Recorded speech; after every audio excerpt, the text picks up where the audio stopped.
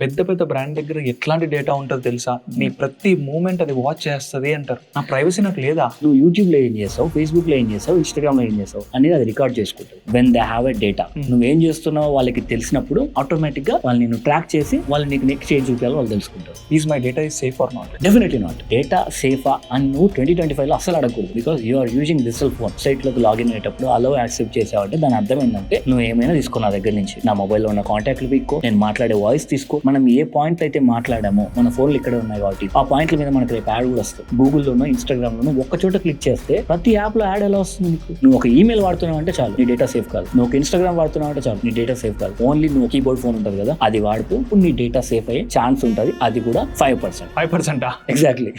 దాన్ని బట్టి డేటా అనేది సేఫ్ అనే పాయింట్ అయితే లేదు ఇప్పుడున్న డిజిటల్ వరల్డ్. మనం చేసే ప్రతి ఒక్క పని somewhere it's recording. Safest world ఉన్నామా? ఎగ్జాక్ట్లీ.